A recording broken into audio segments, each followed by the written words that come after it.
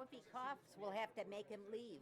So what about bread is kind of like the sun? Rises in the east and sets in the west. All right, goodbye. Does do that. I am living proof of that.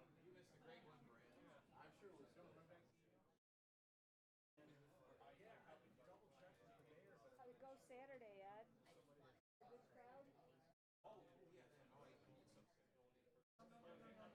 No, I don't want to know what you did Saturday night. I meant like during the day, like from noon to 3. Is that what the kids are calling it?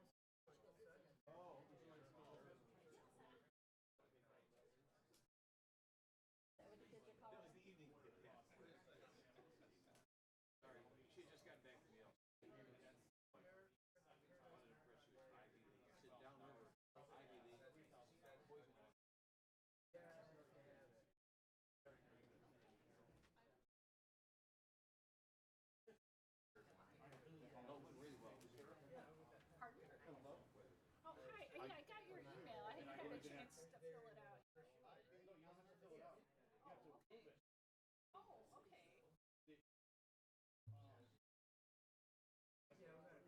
okay. Yeah. And what about the library?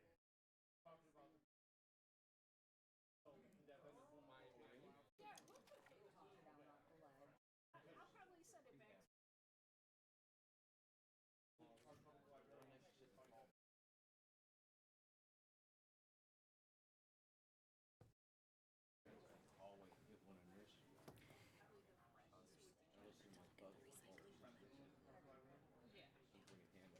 I tried to pull it up and I couldn't pull it up.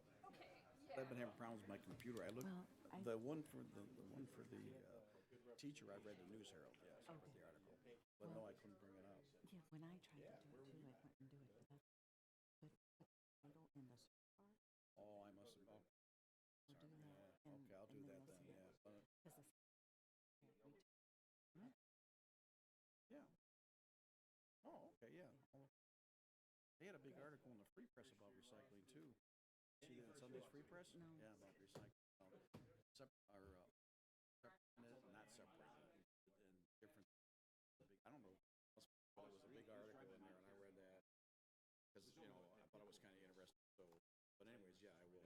Okay. I guess 'Cause I I was must like- have missed that. Because I'm going. I have problems with my computer lately. I don't know. I had to clean it up, and then I lost some stuff, and I thought I sent some stuff. It just can only happen to me. Ain't nobody else but me. That's why I told the wife it's got to be me. No, it's always 7:30. Because I asked her, why does it always have to be me? She says, I don't know. It's a good question. It's 7:30 something. But yeah, I got both. And I did look at I didn't look at the articles. I read the article on the lady. She's the one that started the green team. yes, Yes. Yes. I drove by after. Where was I at? I was having breakfast or something. I drove by, and I didn't see it when I first drove by. But I seen everybody out there because it wasn't raining anymore. So that's pretty good. Then I seen the posting you were there, and I said, "Oh, that's good." I said you were going. I just, it was just kind of funny because it rained so hard, but it stopped enough so that you could go ahead and do the planning. yeah, because I ended up going to the pancake breakfast, and from there I went over there. Because I went to the pancake breakfast. I'll send it to you, Dennis. Evening, everyone. We'll call the June 17th meeting of the Lincoln Park Mayor and Council to order. If everyone would please rise for the Pledge of Allegiance, which will be immediately followed by a moment of silence for those in Lincoln Park that have lost a family member or a friend. I pledge allegiance to the flag Of the United States of America and to the republic for which it stands, one nation under God, indivisible, with liberty and justice for all.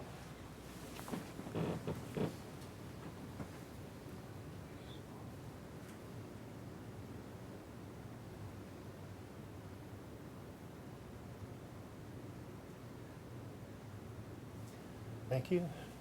If we could have roll call, please. Councilpersons Breeding. Present. Higgins. Here. Kelsey. Here. Parkinson. Here. Ross. Here. Salcido. Present. And Mayor Carnes. Here. Okay.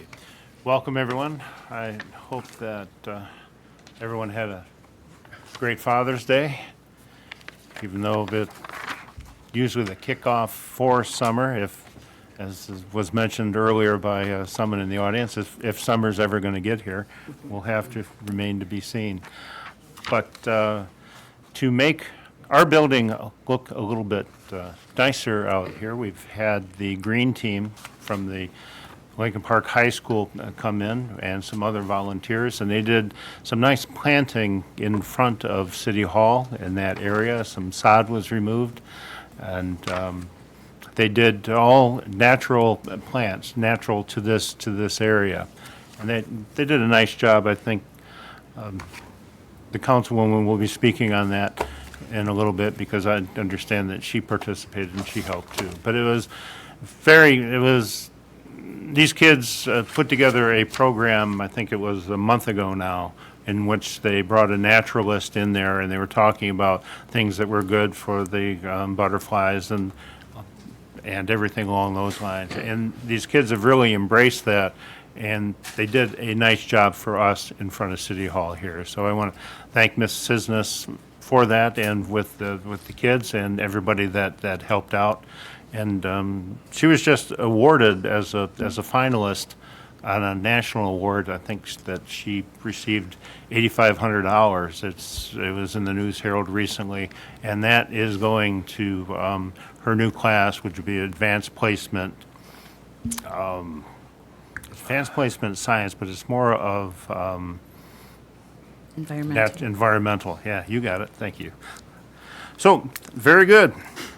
Another thing that is good for, we had a SAW grant public hearing before that, and as our local group has the flooding that happened, we're talking at the end of April, beginning of May, I think that's right about when it was. Anyway, the information has now gone to the president for a recommendation of whether he would declare a state of emergency for here, a national state of emergency, which would then open up things with FEMA.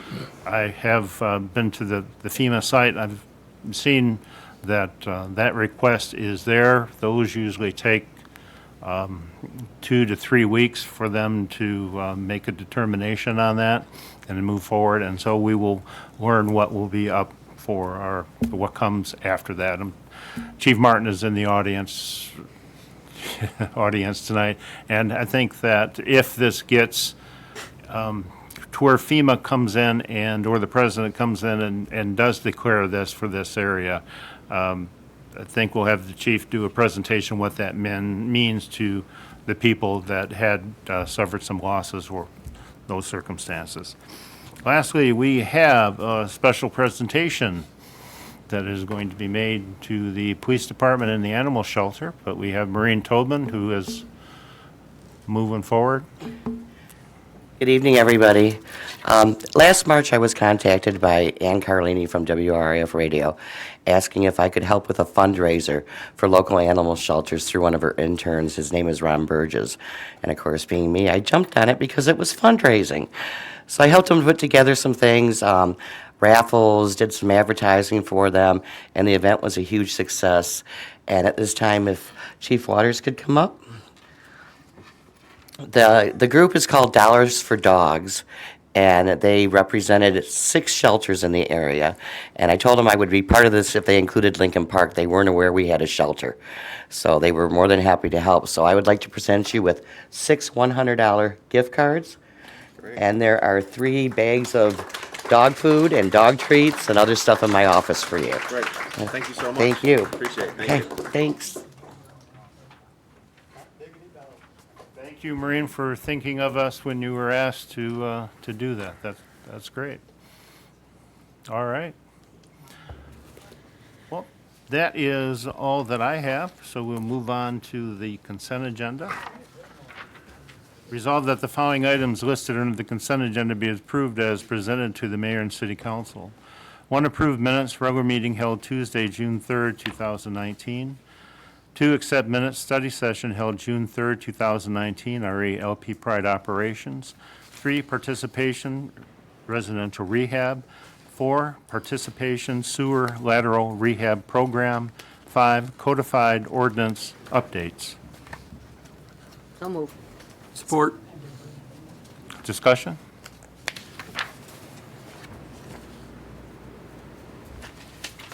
Clerk call the roll. Councilpersons Breeding? Yes. Higgins? Yes. Kelsey? Yes. Parkinson? Yes. Ross? Yes. Salcido? Yes. And Mayor Carnes. Yes. This is for you. On our action items, I had a request. Our attorney who represents the city in the negotiations is feeling under the weather today, so I would move that we take action items 12 and 13 and move it at to the top of the agenda, and so that we could, before he infects all of us, basically is what I'm saying. So my motion would be to move action items 12 and 13 to the top of the action items. So moved. Support. Okay. Any discussion on that? Clerk, call the roll.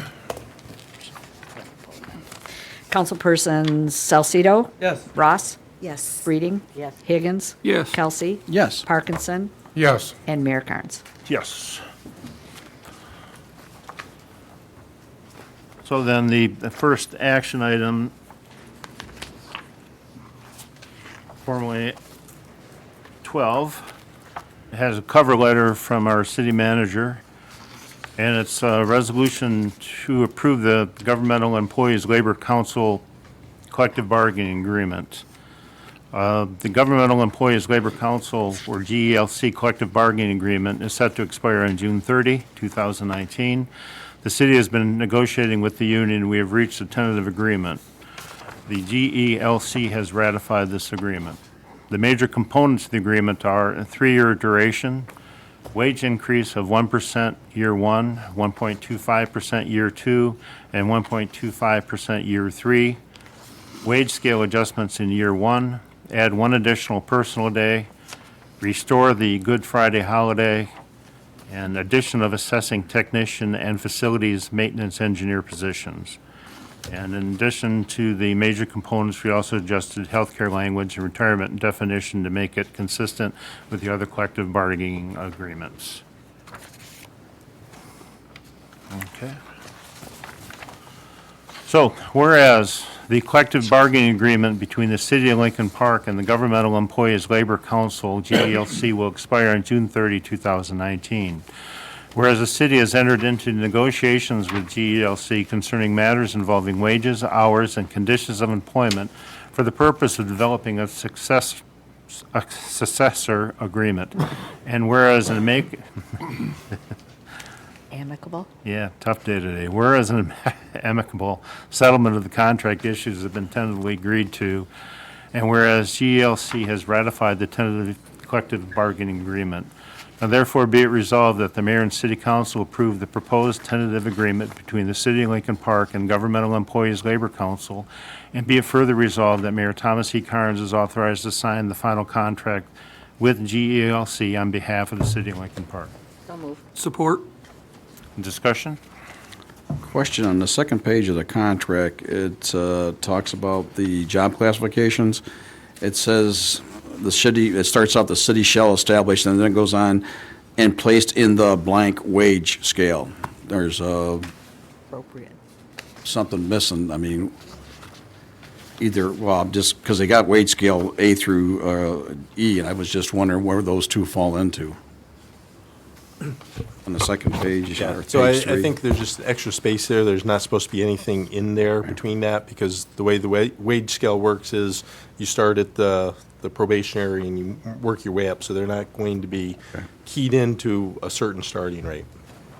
Okay, so that's kind of like the wage scale. Here we Yeah. go, okay. Yeah, I mean, All right. if you go to page 2 of that, Nice. that it has the wage scale, and Okay. it doesn't call out, where any of the different positions start. It's just how the wage scale is. Okay, thank you. Through the chair. Yes, sir. I would just, if the city manager could please explain to the public who the union is that we're settling with, so that they understand, rather than just giving the letters. Sure. So the general the Governmental Employee Labor Council, I'm suffering from what the mayor is doing here, difficulty speaking, is made up of some of the, so there are positions that fall beneath the department. So there'll be some supervisory positions, employees that, for instance, like the deputy city clerk, the assistant or deputy treasurer, the superintendent or the deputy position within DPS. So those are the type of positions that are in there. So they tend to have a little bit more supervisory or require some type of licensure or certification. Thank you. Anything further? Through the chair? Yes. Matt, if you could please explain to me what the numbers are after each grade. What is that supposed to represent? So you're talking about the 6, the 12, the 18, the 24? Yes. Okay, so that is the length of time that they will be in that classification. So for instance, although there isn't a number after probationary, so if you started from the very beginning, you would serve a 6-month probation and then move up to the grade A, which you would then serve six months there. So then at the 12-month mark, you would go up to grade B. You'd spend 12 months in grade B, if I'm not mistaken, and then I'm messing this up, and we have you here. Do you want to explain that a little bit better?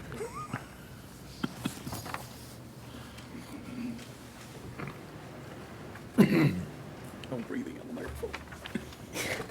Through the chair, nice to see everyone. Thank you for your consideration this evening. Matt was correct in his explanation. So it's probationary, and then at 6 months, they accrue the new rate. After 12 months of service, they receive an additional rate increase, 18 months, and so on. So those represent months of employment with the city. I'm not sure why we have the letters as well as the months, but. And you are, sir? Brandon Fournier, Labor Council. Thank you. Thank you. Anything further? Clerk, call the roll. Councilpersons Breeding? Yes. Higgins? Yes. Kelsey? Yes. Parkinson? Yes. Ross? Yes. Salcido? Yes. And Mayor Carnes. Yes.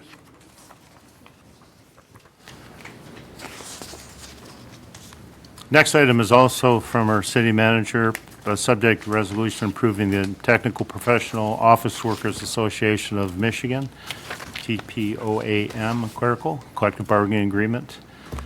The Technical Professional and Office Workers Association of Michigan agreement is set to expire on June 30, 2019. The city has been negotiating with the union. We have reached a tentative agreement.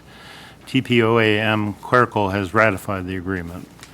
The major components of the agreement are 3-year duration, wage increases of 1% year for each year of the contract, wage scale adjustment in year 1, add 1 additional personal day, restore the Good Friday holiday, and increase lunch from half-hour paid to 1 hour paid.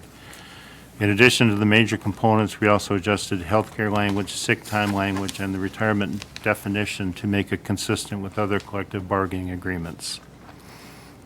Okay.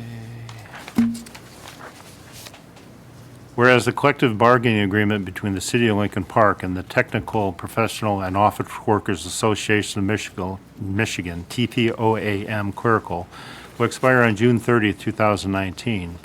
Whereas the city has entered into negotiations with TPOAM clerical concerning matters involving wages, hours, and conditions of employment for the purpose of developing a successful successor agreement. And whereas amicable settlement of the contract issues have been tentatively agreed to, and whereas TPOAM clerical has ratified the tentative collective bargaining agreement.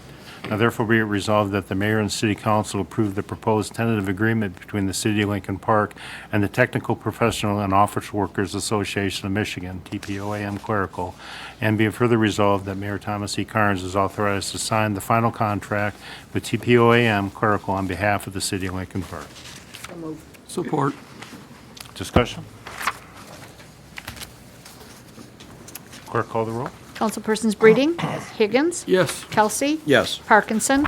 Yes. Ross? Yes. Salcido? Yes. And Mayor Carnes. Yes. Thank you, Brandon.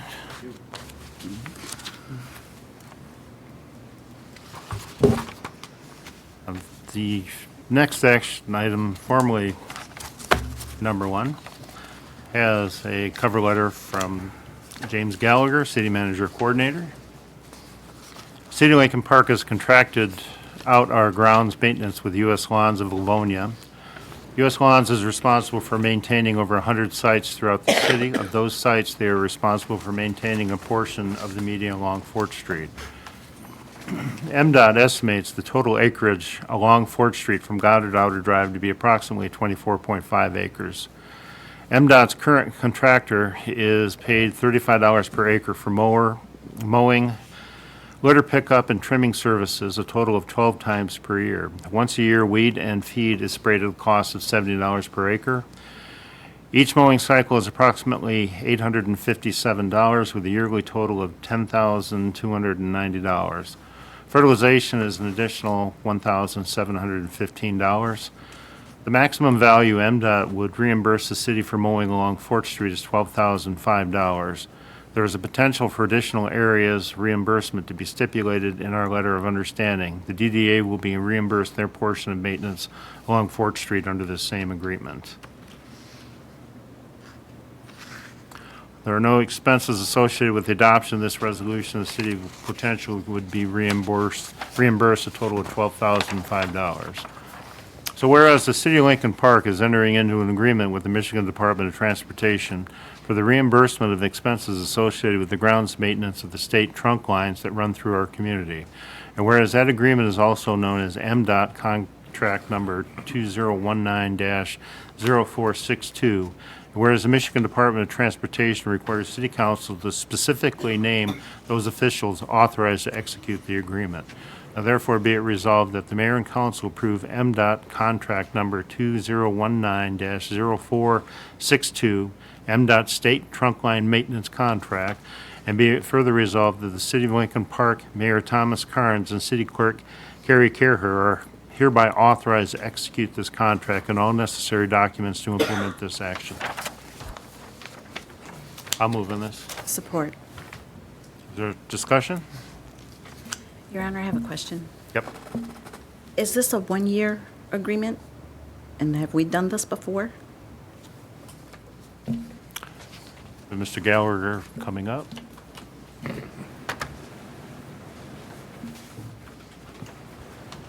I'm James Gallagher, City Management Coordinator. So this has been a process that Giles has been working on ever since he's been in my position. So it's gone back 4 to 5 years. We're just finally getting some feedbacks from MDOT. So as far as I know, the city hasn't had any kind of agreement with MDOT like this before.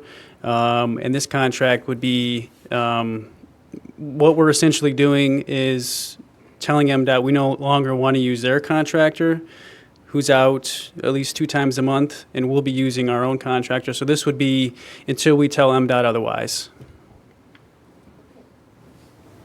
Thank you. Anything further?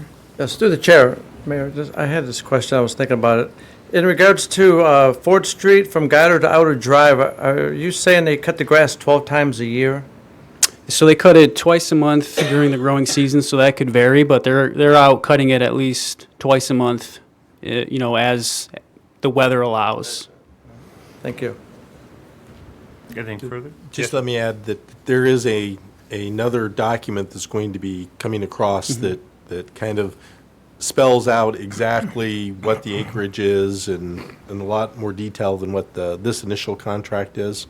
I mean, this initial contract is kind of a boilerplate saying that we're entering into an agreement to do something, and then there'll be another document. And that's why in the resolution it talks about all necessary documents to implement this action. There's going to be another level that kind of spells out a lot more detail. Through the chair. Yes. Matt, does this cover the, we've always had complaints about ditch in the expressway. Does this include that? I'm not sure, and I don't know, because that is restricted, limited highway access in those areas. I don't know if that's going to be different, but it is something that we may have a conversation Not about. along Dix, it's not. It's straight through, so.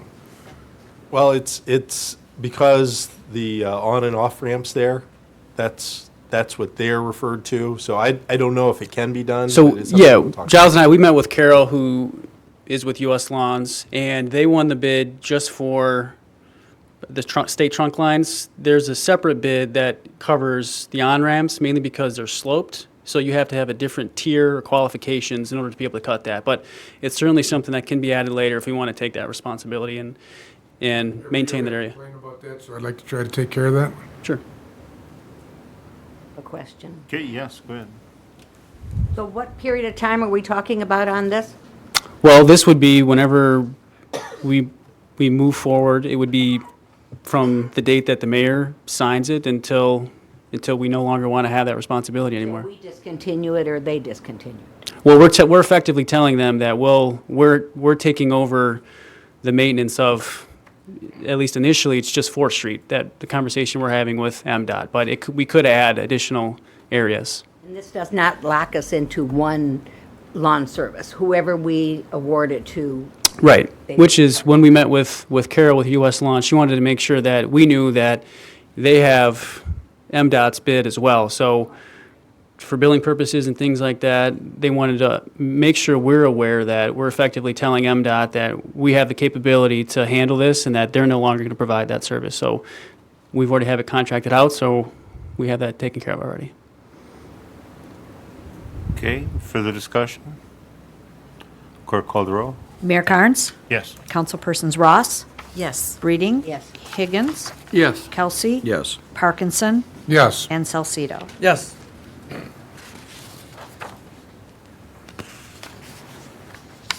Next item has a cover letter from John Kazoo, Director of Department of Public Services. And it's to authorize Hennessy engineers to perform bridge inspections and reports. And background, the State of Michigan Department of Transportation and the National Bridge Inspection Standards require that all bridges located on public roads be inspected for safety. Inspections are based on the Michigan Structure Inspection Manual for condition rating, monitoring, inspection, and load rating. Inspections for the city of Lincoln Park bridges must be completed per the Michigan Department of Transportation and National Bridge Inspection Standards. Okay. So be it resolved that the mayor and city council hereby approved Hennessy Engineers Incorporated perform the bridge inspections and reports for the city of Lincoln Park bridges at a total cost not to exceed $6,000 to come from local roads account number 203-464-821000 and major roads account number 202-464-821000. So moved. Support. Discussion? Question to the chair. Matt already asked you this question once. Haven't we applied for federal funds to have our bridges checked, and why would we be putting it? So I think they're actually, and I will rely upon John to actually answer this question, but let me throw something out there. There's 2 different requirements here. One, we have to every 2 years provide a report to the state on the conditions of the bridge, right? Yeah, I'm going down the right road. Where what we had requested through, as part of the flooding, wouldn't check all the boxes that we have to give to the state for the condition of those bridges. So it'd really be 2 different types of inspections being done. One being, I think, what we've requested, more superficial, do you see anything that's an immediate issue, versus this one, which actually goes into a deeper rating. So if you want to add, you can. Oh, thank you. Further discussion? Clerk call the roll. Councilpersons Breeding? Yes. Higgins? Yes. Kelsey? Yes. Parkinson? Yes. Ross? Yes. Salcido? Yes. And Mayor Carnes. Yes. Next item also has a cover letter from Mr. Kazoo. And it's the bid award for the road, 2019 road reconstruction and water main replacement Phase 1. In background, Hennessy Engineers Incorporated, on behalf of the City of Lincoln Park DPS, solicited bids for the 2019 road reconstruction program and water main replacement Phase 1. City of Lincoln Park received 3 bids for the project, with the low bidder being HMC LLC of Troy, Michigan, with a bid amount of $723,058.50 for the 2019 road reconstruction program and water main replacement. The project involves complete removal and reconstruction of New York Avenue from Hazel to Helen Avenue and Howard Avenue from Old Goddard to Ford Boulevard, including the replacement of existing water main removal and replacement of storm drainage facilities and the replacement of sidewalk ramps to ADA compliance. Of the bids, the three bidders were HMC LLC at $723,058.50, GV Cement Contracting Company at $748,982.75, Great Lakes Contracting Solutions at $790,024.30.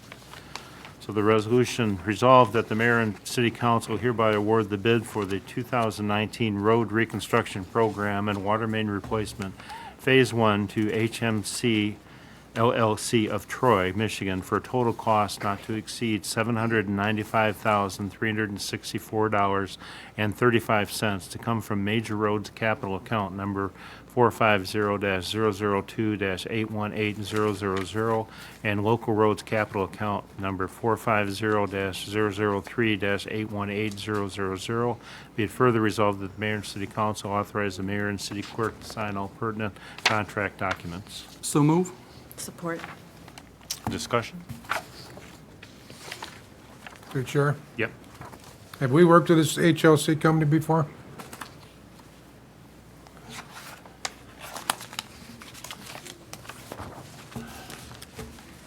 Good evening, Ryan Kern with Hennessy Engineers. They're currently working in the city now. They're currently working on the miscellaneous sewer repairs program that's more than half complete.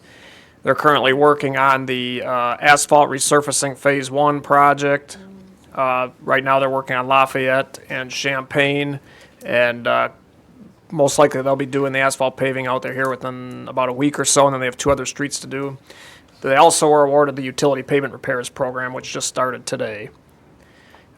Previous to that, we have not. They're a newer company. We have checked with the references. They have done road reconstruction projects in Royal Oak, St. Clair Shores.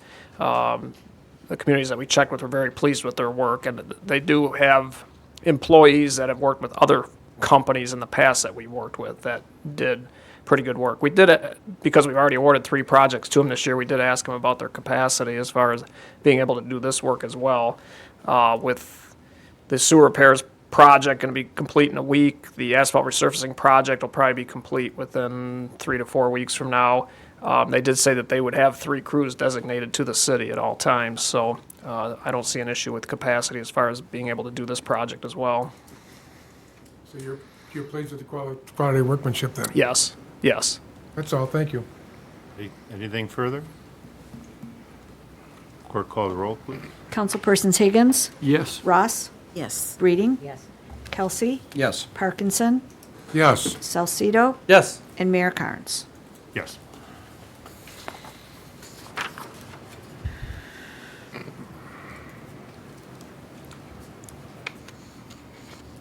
Next item is also from our DPS Director, John Kazoo.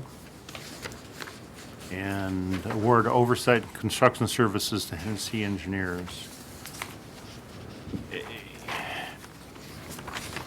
Resolved that the mayor and city council hereby award the 2019 road reconstruction and water main replacement Phase 1 oversight and construction services to Hennessy Engineering Incorporated as submitted for any all work not to exceed $63,530. Be it further resolved that the mayor and council authorize the funds to be taken from account number 450-002-821000, Major Roads Construction Engineering, and account number 450-003-821000, Local Roads Construction Engineering. I'll move. Support. Discussion? Call the roll, please. Councilpersons Breeding? Yes. Parkinson? Yes. Higgins? Yes. Kelsey? Yes. Ross? Yes. Salcido? Yes. And Mayor Carnes. Yes. Next item is also from our DPS Director, Mr. Kazoo. Bid award for the 2019 road reconstruction water main replacement Phase 2. Hennessy Engineers, on behalf of the City of Lincoln Park DPS, solicited bids for the 2019 road reconstruction program and water main replacement Phase 2. City of Lincoln Park received 3 bids for the project, and the low bidder being GV Cement Contracting Company with a bid amount of $1,793,805.25 for the 2019 road reconstruction program and water main replacement Phase 2. Project involves complete removal and reconstruction of Capitol Avenue from Dix Highway to Porter Avenue, Bagel Avenue from Applewood Avenue to New York Avenue, and White Avenue from Fort Street to Chandler Avenue, including the replacement of existing water main, removal and replacement of storm drainage facilities, and the replacement of sidewalk ramps to ADA compliance.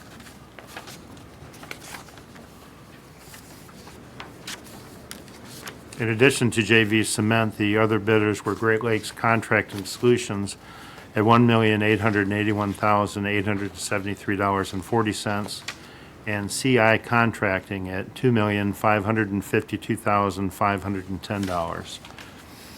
So resolved that the mayor and city council hereby award the bid for the 2019 road reconstruction program and water main replacement Phase 2 to GV Cement Contracting Company for a total cost not to exceed $1,973,185.75 to come from capital account to be determined. Be it further resolved that the mayor and city council authorize the mayor and city clerk to sign all pertinent contract documents. So move. There's a, You're going further, okay. well, it looks, No, okay, because go there's a ahead. 10% Oh, okay. contingency. All right, I got it. I thought the same thing. All right, so we have a mover and I'll support. your support, okay. In the discussion, what I had, was looking at is that there was a $200,000 difference between the bid amount and then what was being paid, and that is the 20%. Okay, Are we under discussion, Your Honor? yes. I just had a question. I've never seen this to come from a capital account to be determined. Is it, do we know, can we have a little clarification on that, to be determined? What account?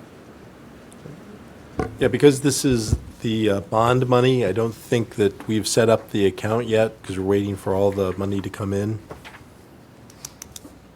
The sale of the road bond? Yeah, so we're doing the closing for the road bond this week on the 20th. So that's when all the money will be transferred. That's when the account, I don't know if you actually know what the account numbers are now. That's fine. It's okay, as long, Yeah.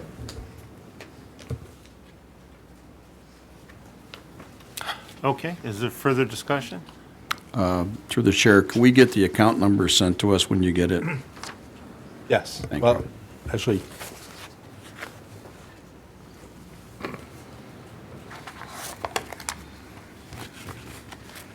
So the accounts themselves will still be contractual services and engineering services, so that part won't change. It's just the new fund that has to be set up for it, which is now set up, but it wasn't at the time of the resolution. I just can't think of the new fund number off the top of my head, but I can forward that information on. Thank you. Thank you. You're welcome. And anything further? Clerk, call the roll, please. Councilpersons Parkinson? Yes. Ross? Yes. Breeding? Yes. Higgins? Yes. Kelsey? Yes. Salcido? yes. And Mayor Carnes. Yes. Next item is resolved that the mayor and city council hereby award the 2019 road reconstruction program Phase 2 oversight and construction services to Hennessy Engineering Incorporated as submitted for any all work not to exceed $162,020. Be it further resolved that the mayor and council authorize the funds to be taken from account number 450-000-821000 road construction engineering. So move. Second.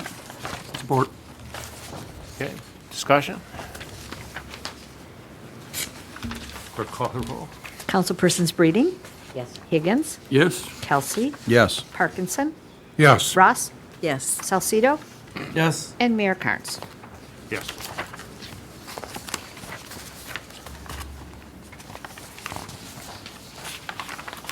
All right.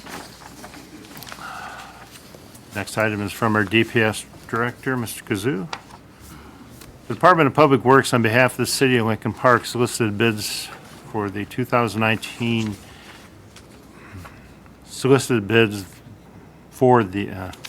2019 HVAC replacement in the Building Department and Treasurer's Office. The department received 2 bids for the project, with the low bid being Flow Air Incorporated of Southgate, Michigan at $16,300. In addition, there was a bid from Simply Construction and Excavating LLC at $22,242.37. Be resolved that the mayor and city council hereby award the bid for the HVAC replacement for the building department treasurer's office to Flow Air Incorporated of Southgate, Michigan, for total cost not to exceed $16,300 to come from capital account number 410-001-983000. So move. Support. Discussion? Through the chair. Yeah. Is there a warranty that we're going to get with this?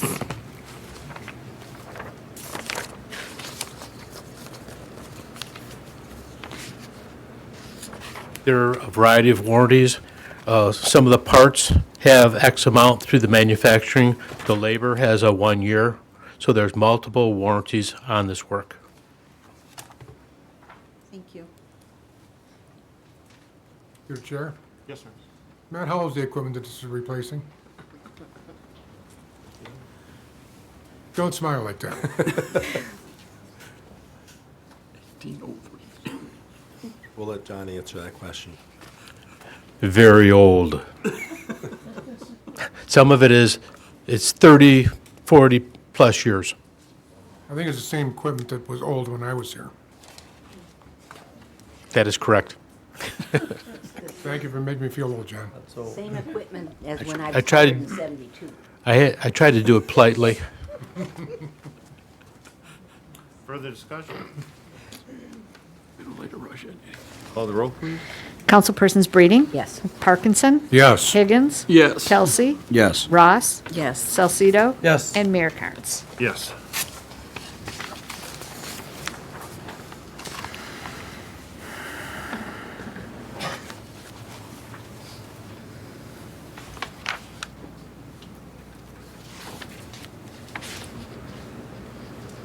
Going to go into a little bit of the cover letter from Hennessy Engineers. And the city council has scheduled a public hearing prior to June 17th, regular council meeting, to discuss the results to date of the SAW Grant Sewer Cleaning and Televising Investigation Program, provide a brief overview of the Clean Water State Revolving Fund project plan that has been prepared by office, addressing the need for sanitary sewer rehabilitation where the severe structural defects exist. Per the requirements of the Michigan Department of Environmental, Great Lakes and Energy, or EGLE, formerly the Department of Environmental Quality, a final comprehensive project plan must be submitted to EGLE outlining the results of the cleaning and television investigation and to identify the most cost-effective sewer improvement project required to address structural defects through the city prior to June 30th of each year, to be considered for loan assistance in the next fiscal year. Prior to the final submission of the project plan, EGLE requires that a 30-day period be established to allow the public to review and comment on the information presented in the draft project plan. Okay, we'll just move on to this. Whereas the city of Lincoln Park recognizes the need to make improvements to its existing wastewater collection system throughout the city, where structural defects and deficiencies exist and have been identified through sanitary sewer cleaning and closed caption televising, visual inspection of manholes, and smoke testing of various sanitary sewers throughout the city. Whereas the city of Lincoln Park authorized Hennessy Engineers, 13500 Reek Road, Southgate, Michigan, 48195, under the supervision of R. Ryan Kern, P.E., to conduct a thorough study of portions of the city's sanitary sewer systems utilizing stormwater, asset management, and wastewater SAW grant funding awarded by the state of Michigan to the city of Lincoln Park, and prepare a comprehensive project plan for submittal to the Michigan Department of Environmental, Great Lakes and Energy, Eagle, recommending corrective action to the existing system through rehabilitation of placement of existing sewers with severe defects. Whereas said project plan was made available for the public to review and comment from May 17, 2019 to June 17, 2019, and was presented at a public hearing held on June 17, 2019, and all public comments have been considered and addressed. Now therefore be it resolved that the City of Lincoln Park formally adopts said project plan and agrees to implement the selected alternatives stated above. And be it further resolved that the Director of Public Services, a position currently held by Mr. John Kazoo, is designated as the authorized representative for all activities associated with the project referenced above, including the submittal of said project plan. So move. Support. Discussion? Clerk call the roll. Councilpersons Higgins? Yes. Ross? Yes. Breeding? Yes. Kelsey? Yes. Parkinson? Yes. Salcido? Yes. And Mayor Carnes. Yes. This item is resolved that Holly Hill Kvakala, 4120 Lafayette, Lincoln Park, Michigan, 48146, is hereby appointed to the Planning Commission, term to expire May 1, 2021. So moved. Support. Discussion? Clerk call the roll. Councilpersons Breeding? Yes. Ross? Yes. Higgins? Yes. Kelsey? Yes. Parkinson? Yes. Salcido? Yes. And Mayor Carnes. Yes. Okay.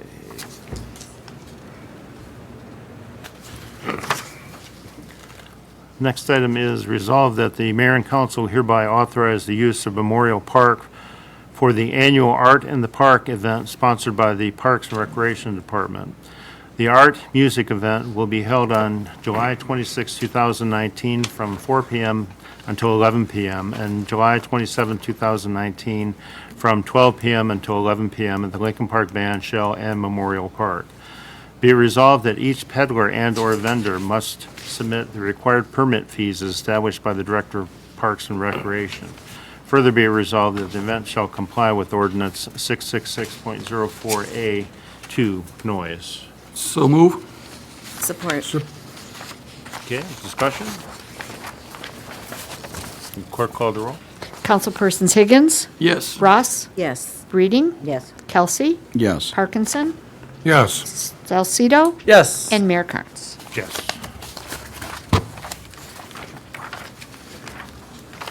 Whereas the mayor and city council wish to schedule a study session to discuss the feasibility of building a new police facility in cooperation with the 25th District Court. Now therefore be it resolved that the mayor and council schedule a study session to discuss the feasibility of a new police facility for July 1, 2019 at 6:30 p.m. in the John A. Aloisi Council Chambers, 1355 Southfield Road, Lincoln Park, Michigan. So moved. Support. And I have a question. Discussion?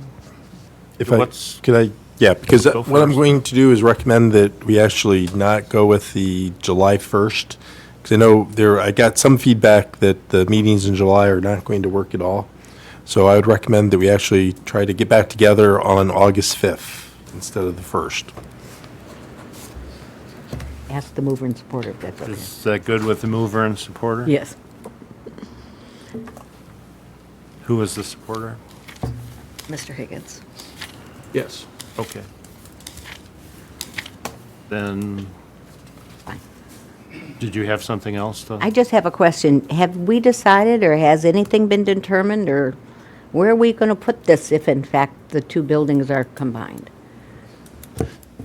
I'm going to be meeting with some members of the court building committee to kind of try to narrow that down. Okay. So there'll be more information coming out to you starting next week. Okay, all right, so we What- haven't really made a Yeah, determination. what I hope to have is a lot of information to you over the next few weeks on this, so you have it in advance of the August 5th meeting. Okay, thank you. Through the chair? Yes. I just want to make sure we're keeping it at 6:30 though, right? Yes, the only difference is the date, it'll be August 5th. Question through the chair on Yes. that.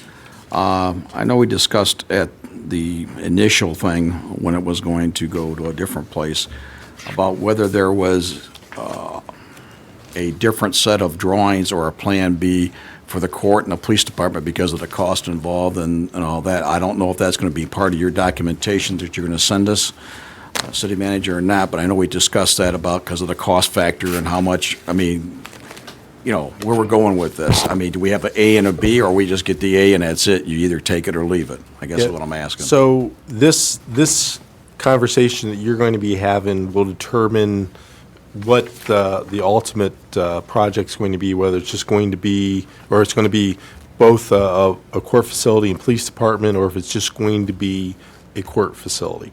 I've had conversations with the architect on how could this be built if kind of the decision is, well, we're not ready today to do a police facility, but maybe 10 years down the road, we might be in a position to do that. So they're looking at how to restructure, and we'll have thought, if we don't go forward with the police part of this project, how to integrate a police facility later on. It's going to be more difficult, obviously, because the preliminary work that's been done kind of assumes that they're together. So when they get in the schematics, they would have to think through, well, you know, what would the future look like if we added a building onto this? But I think in the end, if the decision is not to go forward with the police facility now, it's going to be more difficult to do a police facility down the road.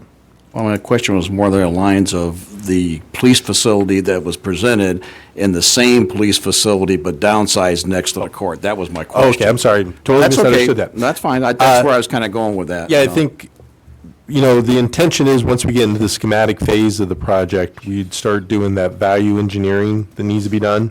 And so there's a lot of different phases to the schematics. There'd be some preliminary phases where this is kind of what the preliminary plan talked about. Now this is what it really means in practice.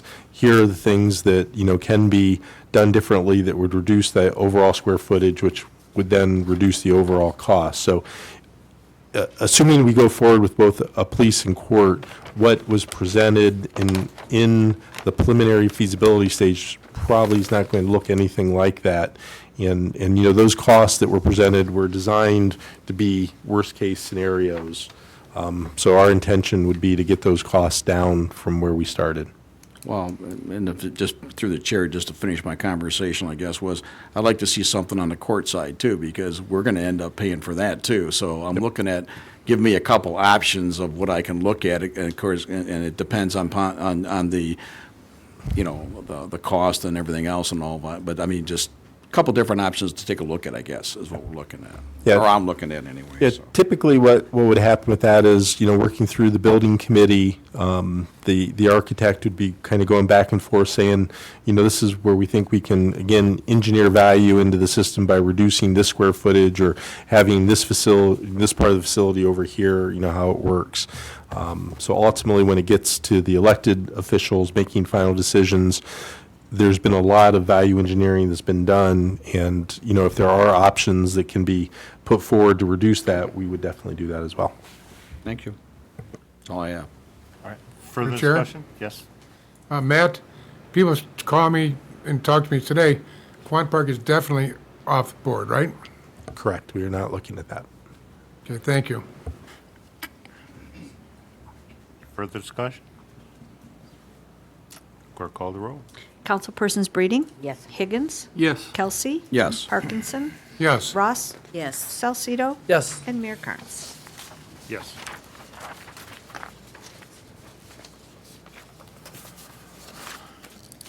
Resolved that the accounts and claims payable for those items greater than $25,000 be approved as follows. Blue Cross and Blue Shield of Michigan, May 2019 retiree Medicare at $54,232.95. May 2019 SB Actives, $118,655.74 for a total to Blue Cross at $172,888.69. That check was released for due date. You have Blue Cross Blue Shield, May 2019 retiree Non-Medicare, $38,872.70. That also has been released for due date. MERS, May 2019 defined benefit, $206,502.88, which was also check released. Downriver Utility Wastewater Authority, June 2019 excess flow charge, $73,764. April 2019 sewer user fee, $88,689.80. Total for DUA at $162,453.80. DTE, May 2019 streetlights, $42,674.14.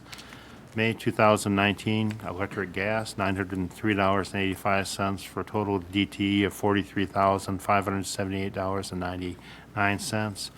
GFL, June 2019 residential curbside, $115,868.25. May 2019 DPS dumpster, $370. May 2019 special pickups, $86,750 for a total of $202,618.25. Hennessy Engineers Incorporated, DWSD TAC and AWG Consulting, $37.84. SAW Grant, $18,543.36. SAW Grant Safeway Transport, $9,036.72. Plan Reviews, $382.80. General Consulting, $1,203.40. 2019 Joint and Crack Ceiling, $3,500. Lafayette Intersection Improvements, $18,401.46. 2019 Concrete Sectioning, $1,007.16. Sewer Bulkhead Repairs, $1,622.72. Golan-Monty Reconstruction, $215.38. 2019 Asphalt Resurfacing, $1,782. 2019 Utility Concrete Repairs, $1,150.16. 2019 Concrete Sectioning, $3,148. For a total for Hennessy Engineers Incorporated, $60,031.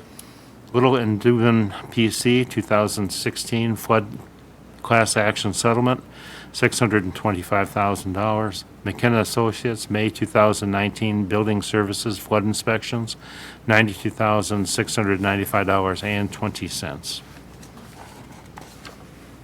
I'll move on this. Support. Discussion? I have a question, if I may. Sure. Under GFL, special pickups, is that after the flood? Yes. Is that, okay. That's all I have. Anything further? Clerk, call the roll. Mayor Carnes? Yes. Councilpersons Higgins? Yes. Breeding? Yes. Kelsey? Yes. Parkinson? Yes. Ross? Yes. And Salcido? Yes. Reached the point for the city manager's report. Mr. Coppler? Thank you, Mr. Mayor. Good evening, everyone. The first item I wanted to talk to you about, I had sent out a copy of this to everyone last week, and this is in reference to the Mayor and Council Liaison Program. Council adopted a resolution that establishes that there's going to be one. Within that resolution, it talked about creating kind of the framework for that program. Had a very good meeting with Councilman Higgins, who had brought that resolution forward, as well as Council President Breeding, to talk a little bit about what you see in front of you. Hopefully you've had a chance to read what was presented, and if there are any questions, comments, or any changes that you would like to see made to that, now would be a good time to let us know, so we can hopefully get this on to the next agenda for approval. I didn't get the back part, but I already looked at the original one, and the only question I got is the last sentence. Yeah. Well, you know, the city manager was in a hurry when he's making these copies. That's fine, I understand. I'll share mine. I'm just looking for my copy, but I think it's, what I was getting. I apologize for that. That's all right. What I was getting is, I had a question on the last sentence of the last paragraph. That's with the department director, board, or commission members in a manner that would be in violation of the Michigan Open Meetings Act. No, the one where the sub 3 or more, and it doesn't say that. It Yeah. just says you, yeah, that's what I was asking. Yeah, that's, Thank you. Appreciate that. I was questioning that because I don't know when there's ever been a problem with the, other than somebody who actually comes in because they want to disrupt it, but actually having a disruption of the actual subcommittee. So my question is, I don't have a problem with the rest of this and with the things, but I know there are times when a couple different council people get together to discuss issues and they don't make changes, they just discuss it. So I guess I got to go around that. That's where I'm going with this process, okay? yeah, and It doesn't constitute a quorum because the next sentence before that says by the charter, you have to have 4, okay? And you know, that's what I was getting at. Yep. So could you? Yeah, so I did, yeah, that, in looking at, because the concern is we don't want to do anything that's going to violate the Open Meeting Act. And unfortunately, the guidance that we get from the Municipal League on Open Meeting Act is a little bit squirrely as it relates to what constitutes a quorum. Because. Excuse me, I'm sorry. Yeah, no. We pay him good money. I'm just laughing because, you know. I'll pull out and get that section of the presentation that they've done. You know, they had a PowerPoint on it, and it talks about, and I can't remember what the word is, probably the city attorney. Right. Well, it may not be a quorum, Like a shadow quorum. but yeah, and I can't remember the specific language. And the concern is, and why I worded it like that, is they don't have any specific language. They just say, be careful that you don't act in a way that's going to violate the Open Meetings Act. And the scenario that they gave was, so three council members go in and meet with someone, or just meet together. And, that doesn't constitute a quorum under our code. But then one of those individuals calls another council member and say, well, 3 of us talked about this, and we would like you to agree with us. And so now, even though you didn't meet or, subvert that clause about the quorum, you've effectively did do that by that one council member calling that other council member to get them to go along with what you're saying. It used to be called a round robin. Yeah, and so. That sounds familiar. I've heard that term before. So what I'm trying to say there with that, and I'm open to changing. I tried to take the language from the municipal league on that, is that again, you can meet less than 3 people and not 3 or less and not violate the quorum part of it, but you can't take an action or do something then after that would violate the Open Meetings Act. Wouldn't that be through the chair, wouldn't that be the same thing if there's 2 people meeting and they each call one, that's 4. There's a quorum right there. Yep, yeah. What I'm saying, we can go on and on. And that's, with these yeah, no, examples, what I'm that's saying. exactly, But there is an oath of but you're right. ethics that we, all public officials, swear to when you get sworn in. Yep. I mean, it's an oath of office, and I think it talks about some of that stuff in that oath of office. My question being is that if that's true, I'd like to see the case history or the quote of the law, because interpretation's a wonderful thing, and I've done that for years. Ed does that as an attorney. I used to do this union. We can interpret till the cows come home. My point of it is technically, as long as you don't, because if I'm a council person and I call 3 people, that's a violation right there. Or if I even email 3 people, because I'm talking about the subject. So we can go on and on with this discussion. That's what I was getting at. But when people have ethics or character when they get elected to public official, they normally don't do that stuff, okay? I mean, I haven't seen that in the 6 years I've been in the city anyways on council. And that was my question, okay? Because, all of us have concerns, and sometimes all of us either have a department head and talk to, or we show up at the same place and we listen. And technically, if we go on and on with this, you can't go anywhere but one person. You might as well be how are you going to represent? You can represent them, but you're not doing your due diligence if you got to be careful where you go and how you go, only because of the fact that somebody might surprise you and make a quorum. And I don't think most people do that, because they know the violation as well as I know the violation. That was my question on that one. Yeah, again, I was just trying to address I the issue understand. that came up about the quorum. Yep. But, in doing the research through the municipal league, they talked a lot about, and like I said, I'll send that information that I saw that talks about, well, you're still not safe even if 3 of you are meeting, because again, it can be, and there's actually a case, and I can't remember which was, where there was a sub-quorum that met, and they made a decision that they were going to go this way, and the court said, no, that's in violation of Open Meeting Act. So that's why I just put kind of a catch-all in there, that you're absolutely right. I think it's up, and what this is intended to do is to make sure that you understand what your responsibilities are and you don't act outside of that. Yep. And that's the total intention of that language, just kind of catch it to say, any new members that come in that, haven't been around for a long time, hasn't gone through the training at the municipal league on this, there's more to think about than just, counting and seeing how many people are in that room. Well, like I said before, I'm not going to debate it. And I'd like, as a council person, send me the information. I still have a problem with that part, and that's other than that, personally, the rest of it, I don't have a problem with. To the chair. Yes, sir. So what you're saying is, if I talk to Mr. Salcedo here about a problem, then I'm in violation of the act. Nope, not at all. Well, what if I talk to Mr. Kelsey, Mr. Salcedo, Mr. Higgins, and Lillian Ross? You mean a sharing of information is against the, Nope. Again, the act of sharing information is not a violation of the open meetings law. Is there an action that happens not in the public viewpoint? So if, again, you're saying, hey, I'm interested in purchasing a piece of equipment for the DPS, and here's what I'm thinking. You send that out to all council members, just information-wise. This is what it is. No actions, no votes, nothing's going on.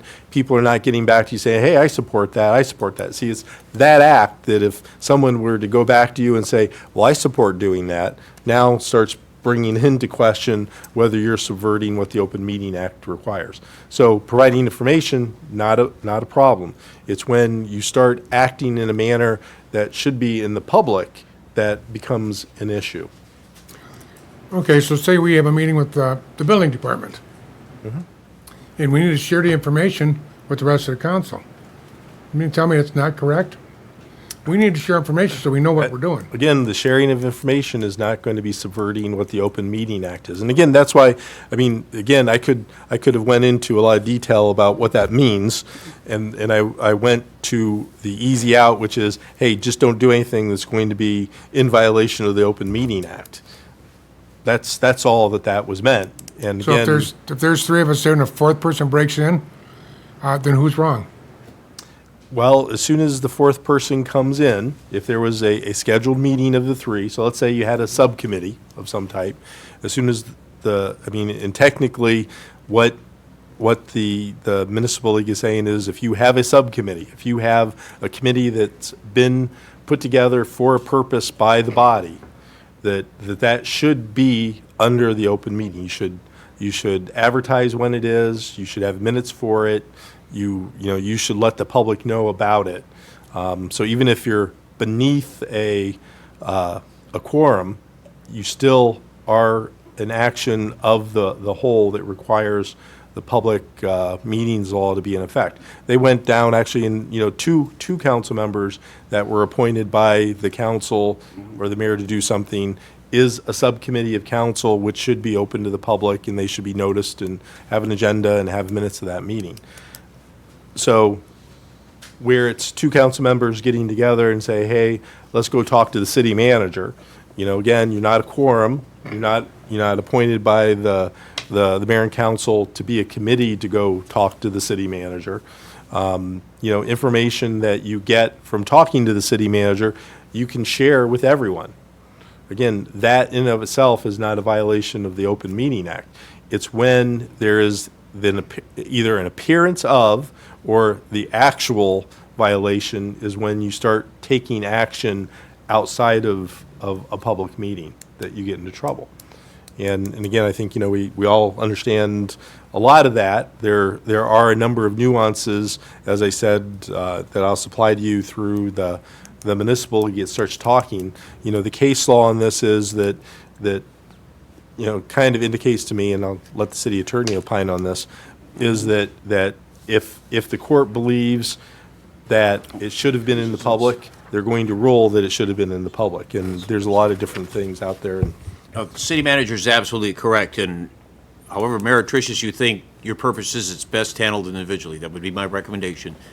If you look at other city councils, remember, you're not governed by the same standards that those who made these laws are, meaning Congress and the legislature. They can take subcommittees and do whatever they want because their organizations are set up for that. You're governed by the Home Rule Act and the Open Meetings Act here in Michigan. You act as a body. The only time you act is when you're here together at a published, noticed public meeting. And the problems we've had in the past in this community and other communities around here with Open Meeting Act violations is when two or more gather and they tell a department head or they tell an employee, you're going to do this or we'll see to it that it's taken care of at a meeting. And that's where the slip comes in. And you understand that there seems to be security in numbers, and city manager's advice is correct.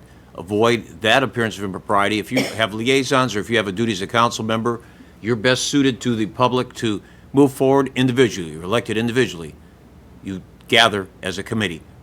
But if you don't have the smarts to do it on your own, then you question, why am I here? And that's why you're here, to do it individually. You got elected on your own merit, not because you were here with someone else. Individually, you can go examine what you want, but problems here started, and then they were abated, and don't forget, you were under emergency management for a few years. So there wasn't much of a time to live out the purposes of the act. But bear in mind that the problems came in when a council member thought they ran the department.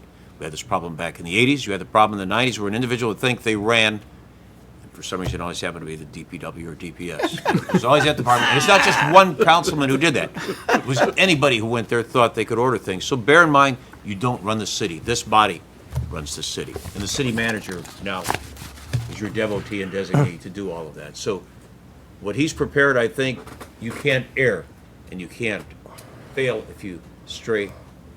If you stray, you will err and you will fail. If you don't stray from what he's recommended here, it would be the best way to treat this as liaisons and to work together without other council members. But if you look at a city as large as the city of Detroit or the city of Dearborn, 2 council members don't go visit every department of site. This is what needs to be done. They don't stop and interview. Council members work individually, and that's why you were elected individually. Your own weight, your own merit. Through the chair, that's why when people send out emails through the council, we don't respond, because we have that, so everybody understands that sends us emails. We don't respond because they go to everybody, so you're actually making a decision. So just put that out so the citizens are aware what they're getting as far as the elected officials. So it's not something on us. That's what we have to, what we abide to. But I'd still like to see those documents and that, and then I got a question, I guess, which I'll say in my remarks about something else, and we need to change if we're going to be that careful, then we need to change some other things, I think, quite quickly. But anyways, I'm done. Thank you. So, yes, just processing there for a second. So, again, if there are no recommended changes, what we'll do next is put together a resolution to adopt this as the Mayor and Council Liaison Program.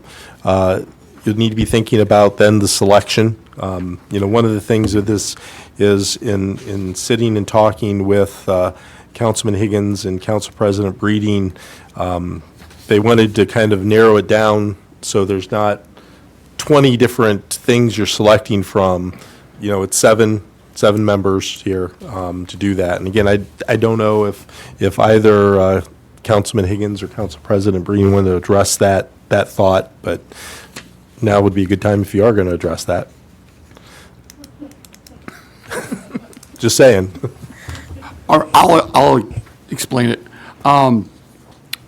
In the past, the way it was done, we went by the vote count, and we went down one at a time, picked what we wanted, and you could end up with a real mismatch and not end up with anything that matched whatsoever. You could end up with one department, and then you would end up with a different commission, which had absolutely nothing to do with that department. This way, we were thinking it would break down where 7 people all have similar responsibilities, and that the departments kind of go together. But when we put this together, we also realized some departments don't have commissions. So we put some things together that didn't go together, so that like the assessing office doesn't have commissions, but it's nice to have communications with our school board, so we made that to go together, and that's how that came to be. I guess if this is this the, I'm sorry, through the chair, is this the final comment phase is what you're talking about? No, you'll be able, when we I have bring a it few other back comments, in- but I'm not going to belittle the other issues I have, but that's something you can share with the council through an email when I send it to you. Yeah, I mean, All you right? can talk to me about that independently, and I can address it. Send it to the other council, yeah. There'll be a Before the meeting. ability at the next meeting when you're acting on it if you want to make any amendments to it as well, so. And when is that next, through the chair? That'll When's it? be July 1st. I will not be here. I sent you, I don't know if you got the email, I hope you did. I sent an email out, so I will not be here. So I'll send my comments. Okay. And then you can forward them to whoever, okay? We'll do that. All right, thank you. The next item, informational at this point, just to bring you up where we are. I've been working with the city of Melvindale on our shared assessing collaborative. And this is the document that was put together. It's gone through our city attorney, it's gone through their city attorney. They have reviewed it. There's only one area that we're still talking about, and that relates to how all this gets, how the cost is assessed, the future cost primarily more than the current year's cost. And the administrator for Melvindale wants to see more of just a straight increase for the last 4 years of the contract, rather than going back the way that I had this written, which is every year we adopt what that cost share is. So we're still working on that and probably should have that hammered out tomorrow. So I'm guessing that this will either be coming to you July 1st or July 15th. But I just don't know at this point if we'll have everything worked out.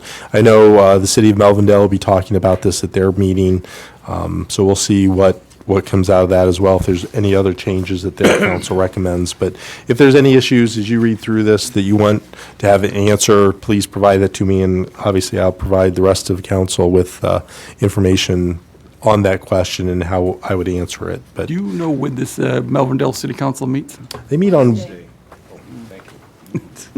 There you go. Wednesday. You know what time on Wednesday? So, thank you. But overall, I think this addressed most of the issues associated with running a collaborative office. You'll read through there that the city of Lincoln Park will be the primary office for the collaborative, and so that'll be the priority office that'll be staffed at all times. We are looking, as you know, through the budget process, that we'll have 2 full-time people. One of those individuals will be spending time over in Melvindale. I think it's 24 hours. I can't remember what it says now, but at a minimum. But again, the caveat to that is if the person that's assigned here is on vacation, sick, or anything, then this office becomes a priority office, and we'd be switching the person over here.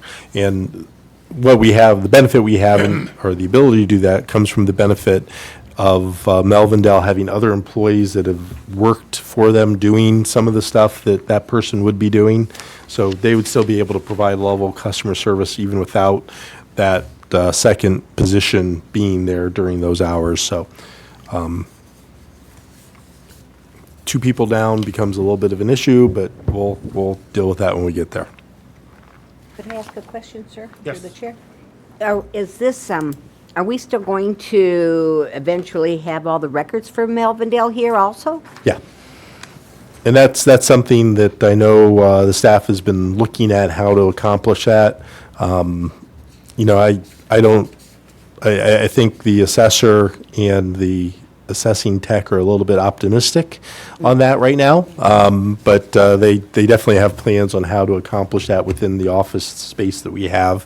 I think the bigger issue is being able to share those documents there at the same time if there's a question, how that'll all work out. So that's where I'm less optimistic that it'll happen in the near term. But there is definitely going to be quite a bit of modernization that's done to both our office as well as their office to be able to share that type of information electronically. So at some point, it won't be an issue, but I don't know in the short term how that's going to work out But yet. it doesn't work vice versa. I mean, Melvindale, if a citizen went to Melvindale City Hall, they couldn't get Lincoln Park's information. At this point in time, the answer is no, but sometime in the future, that would be the ability, because that's, again, the level of service that we're looking to provide is, a resident of Lincoln Park or Melvindale could go to either office and have an assessing question or service provided to them.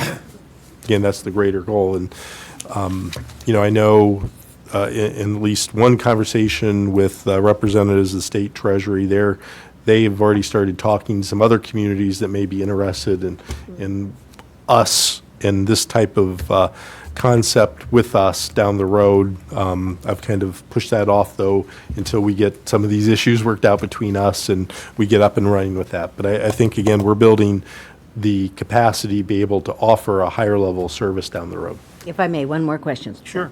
Okay, but Melvindale, the employees over in Melvindale or another community, they could not alter our records. They could not change any of our SEVs or any of that. So again, understand that we're going to have, as the collaborative, 3 employees. Mm-hmm. So we're going to have the assessor, which is actually employee of both Melvindale and Lincoln Park, and then we have the assessing tech and then the assessing clerk.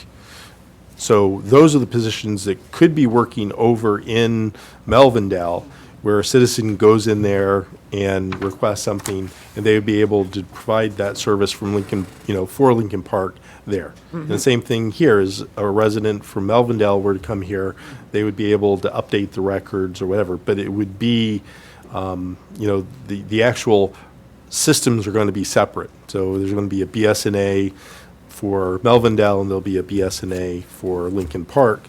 Our employees, because, the two positions that we're talking about are going to be Lincoln Park employees. So they would be able to do that because they'll have access to our system. And they also conversely have access to the Melvindale system. But it'll be done through the assessing department, not through a third or a City of Melvindale employee. Let's put it that way. Because the only level that they would be providing is someone come in and say, I want to get a document. They would be able to say, here's the document you need to fill out, or an FOI request, or meet with the assessor. They could handle those things, but not actually work on the BSNA system. Through the chair? Yes.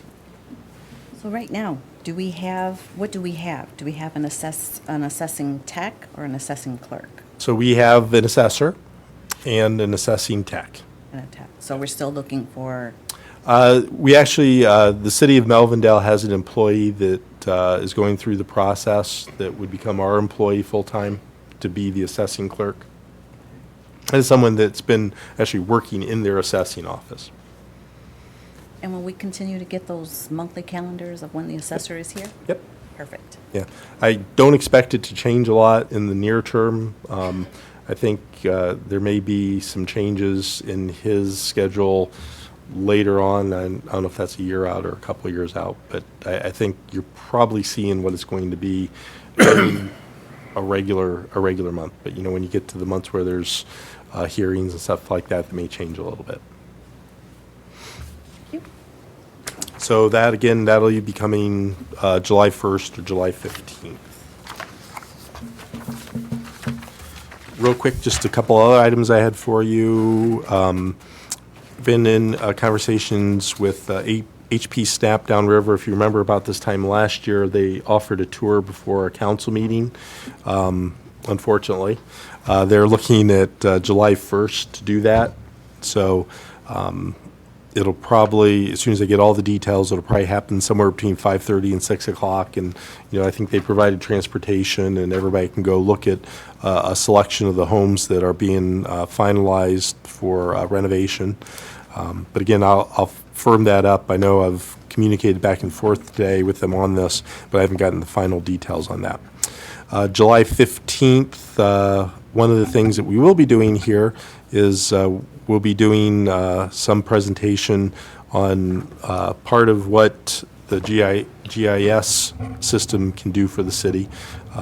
We've been working to give broader ability to the GIS system that we had purchased through the SAW grant, And part of it was a deployment of CityWorks, which is something that the DPS is now using to track their work orders, and something I think has been very beneficial for the tree program, because it allows the infamous tree list to be looked at on a continuous basis and updated.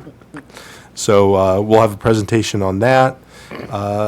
And just a heads up, and I don't know how fast this will be coming, but I know Giles has had some conversation, and I believe John Myers maybe has had some conversation with Seritage. Seritage is the company that owns the Sears property, and I know that they are talking about demoing that building. So don't read anything into that yet. Just saying that they're talking about that. And depending... Building or just leave the basement? I don't know if there's actually been any real discussions of what their plans are yet, but I just want to warn you that that's coming, and there may be a request coming from them on that as well. But that's just a guess on my part, and I don't have anything to elaborate what that request will be, but I'm going to guess that they may be requesting something from us. So I just want to give you the heads up on that. And that's all I had for my report. If you have any questions, I'll try to answer them. Okay, hearing none, then we'll move on to the department head report. It's the fire department tonight. We have Fire Chief Steve Martin.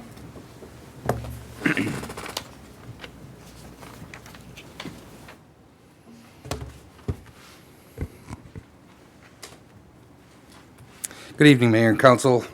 I have a brief report for the fire department activities for the last 4 months. I'd like to start by going over some response data. We had 2,221 total calls for service. We responded to 1,701 EMS calls. We had 520 either non-emergent or we were unable to respond. We had 33 fire calls in the last 4 months. 19 were building, 5 were vehicle fires, 8 were rubbish, grass, or dumpster fires, and then we had 162 other hazards, which would be gas leaks, wires down, carbon monoxide runs. We had 28 false alarms.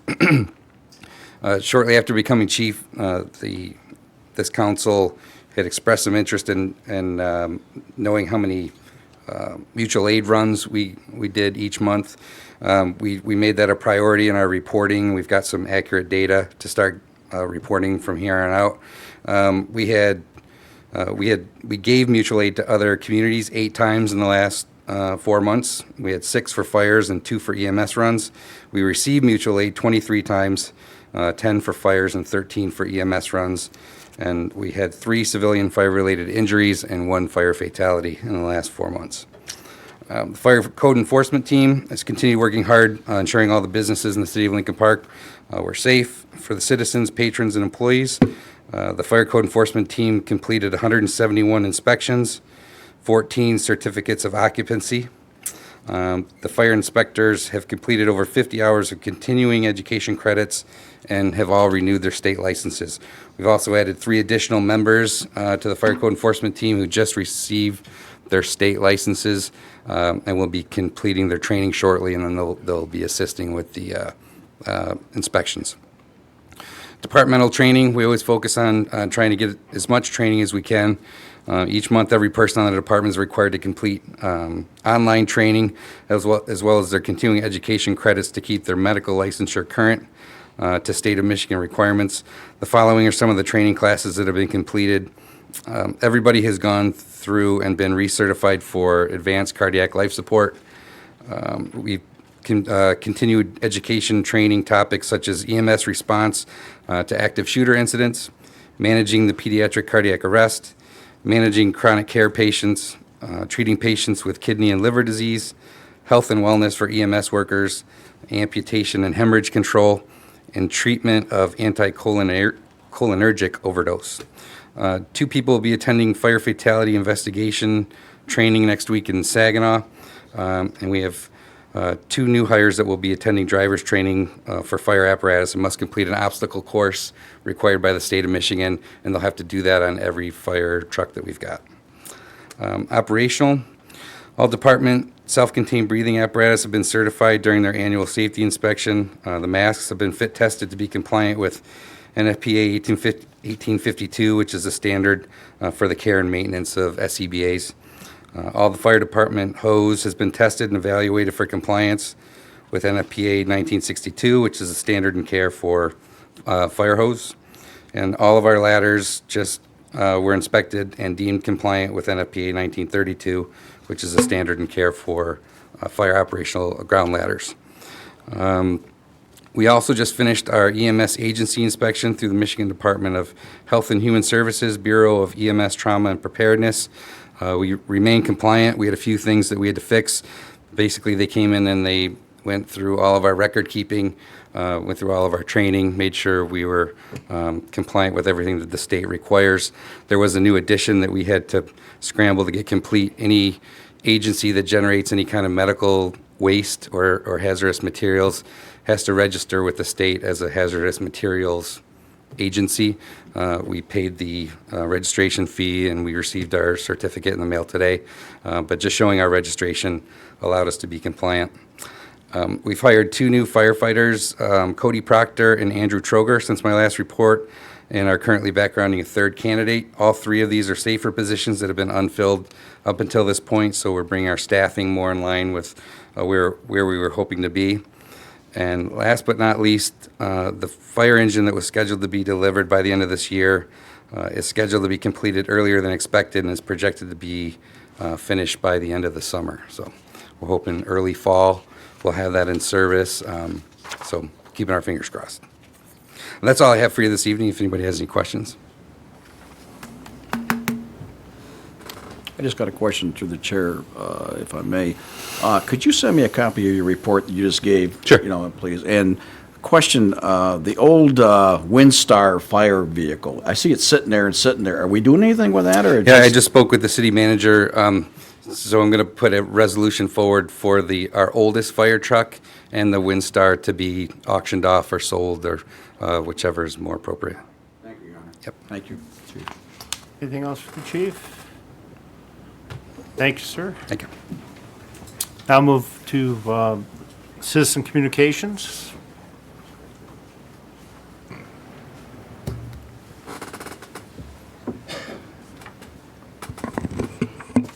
My name is Adu Shane, and I live in Lincoln Park, and they were talking about wages at this council meeting, and I think that we should be competitive with all the cities around here, downriver, and I don't know if we're losing any people quitting because they want to go to another city and get more money or not.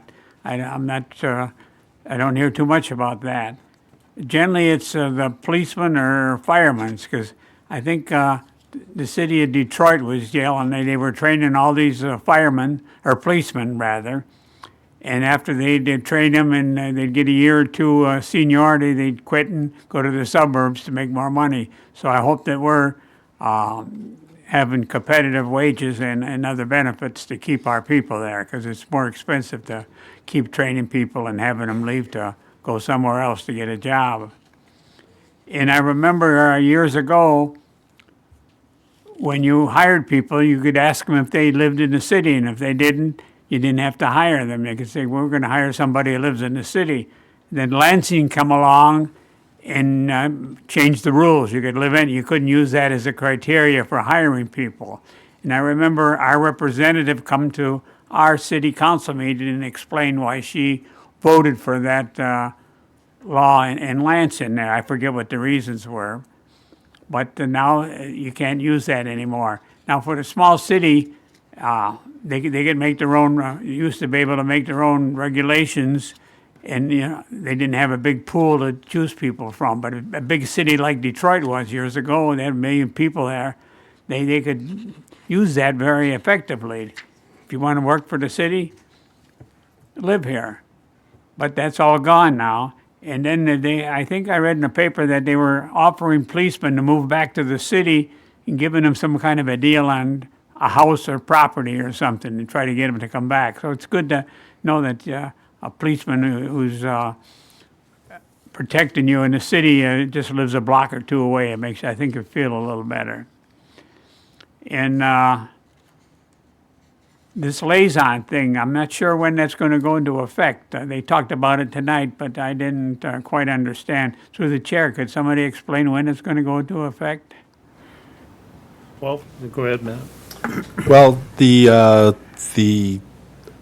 framework for it will be approved hopefully at the next meeting, and then I think it becomes just the selection and a resolution that appoints the liaisons. Oh, good then, because I think that's a splendid idea, to get the liaison back again. And I wish all the council members would speak into the microphones. Some do a very effective job of that, and other ones don't. You can hardly hear them, and us old-timers are hearing it as good as it used to be. So I wish everybody would speak into the microphone. That's what they're there for. Thank you.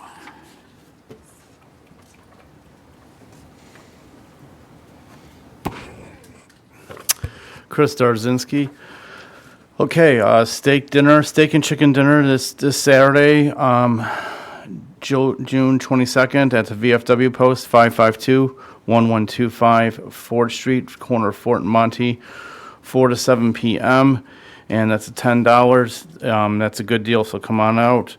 The next Hands of the City of Lincoln Park planning meeting is Sunday, August 11th, 5 p.m. at the VFW Post 552, so mark it on your calendar. My event that I'm putting on to raise funds to help the Blessed Hope Food Pantry stay well stocked, I'm calling it the Crossroads Revival 2019. Again, put that on your calendar, Saturday, September 28th at the VFW Post 552, noon to 10:30 p.m. And we'll have all-day Christian bands and music, all-you-can-eat food, and raffle baskets, and lots of fun. A new event that Hands of the City of Lincoln Park is putting on, this is our 6th event throughout the year, Rocktober, which will be at the Moose Lodge. That is Saturday, October 12th, starts at 8 p.m. Band will come on about 9 p.m. $5 general admission and $3 for Moose Lodge members. All the proceeds from that event will go back to support the Hands of the City events that we have to pay money for. And thank you to the band Channel Cats, which is a 70s rock band. How great is that? Channel Cats is donating their time to the cause. So October 12th, Saturday at the Moose Lodge, mark it on your calendar. The 3rd annual Downriver Book and Holiday Fair has been scheduled. It will be at the Lincoln Park Library. That is Sunday, December 8th, noon to 6 p.m. And we'll be sending out announcements on that, so just stay posted. And the prices remain the same, $2 for adults, $1 16 and under, $4 for family, and a family is 2 adults and up to 5 kids. And we're going to have holiday crafters and vendors and, of course, books and offers. And we're moving that to the Lincoln Park Library. And the proceeds from that will be divided up to support the Lincoln Park Library and Lincoln Park Public School library system. Another event that I'm promoting is the Nothing But Comics. This is an old school comic book convention. Back when me and Mike Higgins were very young, there used to be just comic book conventions. So a long time ago in a galaxy far, far away. I heard that someplace before. Saturday, December 14th, 10 a.m. to 5 p.m. at the VFW Post 552. $2 for adults, $1 for 16 and under, $4 for a family. And again, that's 2 adults and 5 kids makes the family. Nothing But Comics, and probably some hot chocolate and a few other things to make it fun. So mark it on your calendar. The Lincoln Penny Drop, our New Year's Eve event, moving to the Moose Lodge.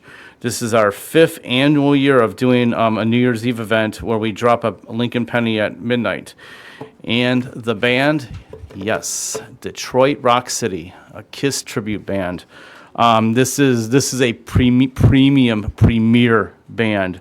So tickets are going to be $20 each. That's a fabulous deal for any New Year's Eve event. And that'll cover the band, food, snacks, further details to come on the menu. That'll start around 9 o'clock. Band will go on at 10 p.m. So you know where your New Year's Eve events will be at the Moose Lodge there to see Detroit Rock City. Hands of the City of Lincoln Park is also planning a car show on the north side of town to coincide with cruising downriver. Of course, our goal is to finally do what should have been done, and what we've been trying to do in the city for a long time is just push the cruise all the way down to Outer Drive, since we got that huge sidewalk there on Ford Street between Seacott all the way up to Monty, and you could probably get 1,000 people out watching cars there. So a few details to work out on that. So just to wrap it up, that is now 7 events that Hands of the City of Lincoln Park is now putting on for the community of Lincoln Park and the entire downriver area. And I really just again thank all of the Hands of the City people that are involved with all these events, and the new volunteers that we have coming on board. Thank you very much.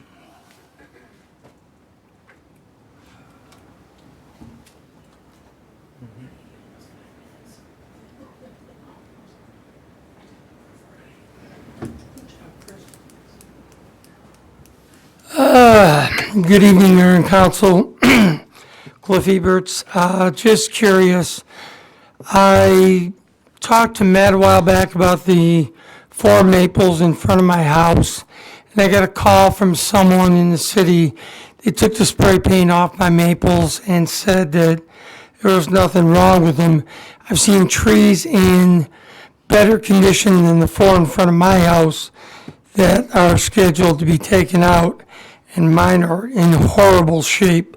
They should be taken down, and I was just wondering why they were taken off the list. There's branches falling all over the street, all over the sidewalk. One hit my truck.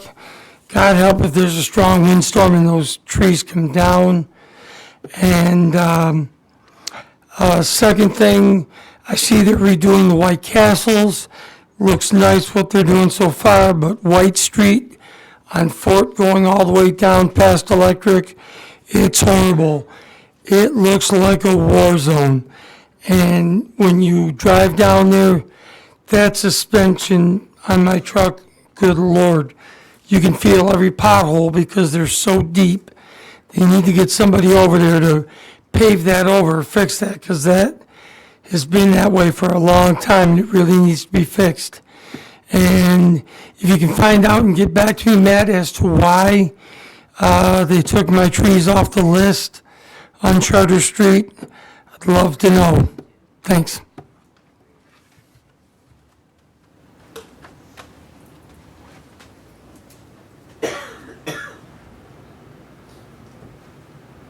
Hi, Lita Tony, Lincoln Park resident. My first comment is in reference to the declaration of the FEMA emergency status and the sewer backup claim form. It's 2 different things. The sewer overflow backup claim form, which is under Public Act 222, indicates that there was a defect that was not remedied by the government in a reasonable amount of time, that the property damage or personal injury resulted because of the defect, and that you have related the value of the damaged personal property. The reason why I mention that is over the 30 years that I've had basement flooding backups, I've submitted your sewer overflow backup claim form 5 times. In 2009, I counted the 2 dates, July, August of 2011, November 30th, 2011, January 17, 2012, August 2014, which was a FEMA declaration emergency, and then May 1st of 2019. So I just wanted to make sure that the audience listening at home and you here understand there is a difference. My second comment concern is in reference to a FOIA request which I have done back when Mr. Bartek was the director. He did not respond to my FOIA request, so there was non-compliance there. I let it go. And again, in August of 2018, I made another FOIA request for maintenance cleaning records and records that I was promised from Hennessy on the televising that they did of my sanitary sewer system, and a summary of a meeting with my husband that was held at the Hennessy building.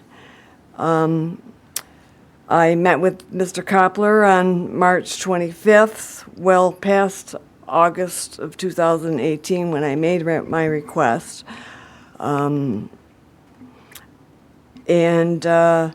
indicated to him regarding, the FOIA request. Again, I did not hear anything regarding a denial, a letter, just nothing. And from my understanding, there's a federal law that you're required to be notified in writing.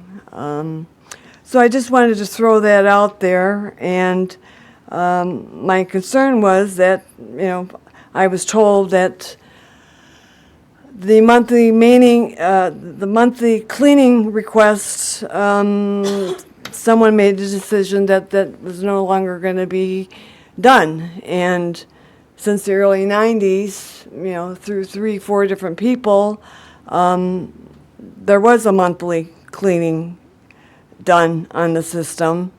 I recall Mr. Bartok when he said that the Liquor Force report, there was not going to be any rehabilitation, but what he would do was put my system on an aggressive monthly cleaning schedule. And that's when I requested through FOIA the cleaning records, which I received no response. I did receive one response from Mr. Kazoo for some records from January to December. I believe it was 2012, 13, 14. But I wanted to know for 2015, 16, 17, and through 18. So I will leave it at that. I do have some pictures, if I have your permission through the chair, if I could allow your council members to review them. You can review them after the meeting. After the meeting? Moving on to the next. Oh, sure, okay, yeah. Just go ahead and I'll wait and get them back. And thank you so much for your time. Next, please.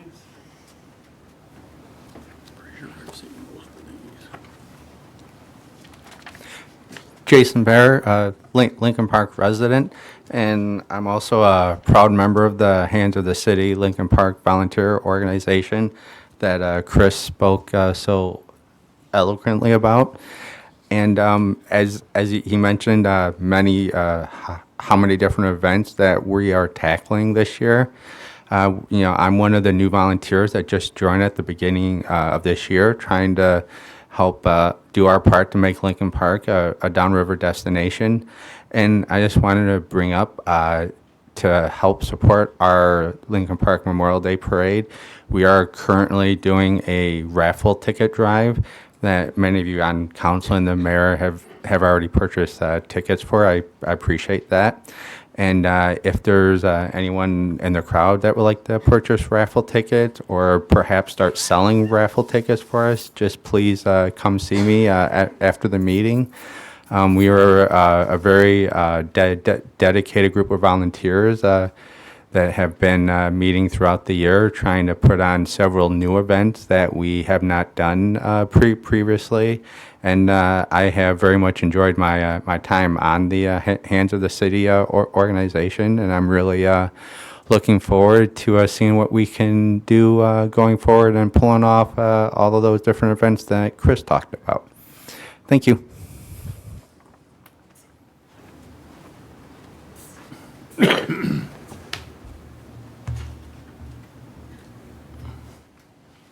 Good evening, Joyce Murray.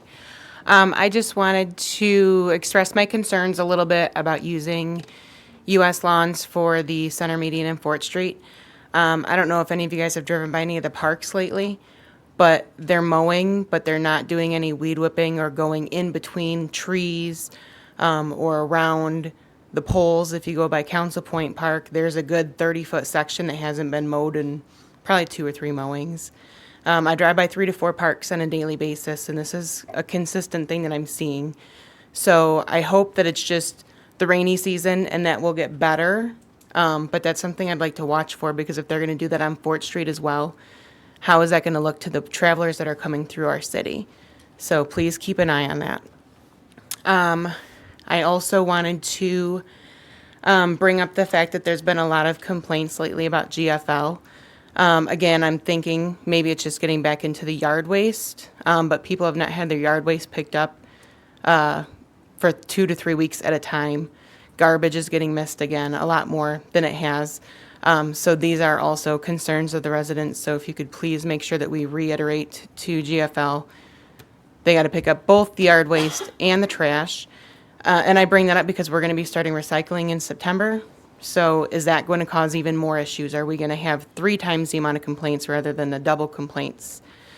So that's a concern as well. And then I also just wanted to remind everybody, from my understanding, July 13th, there's going to be the Ecorse Creek cleanup. It started off with just Ecorse, if I'm not mistaken. But now we're also going to include Lincoln Park, and they're going to be meeting at Council Point Park. I don't have the time off the top of my head, but keep a look online and on the city website for some future information regarding that. And that's all I have. Thank you.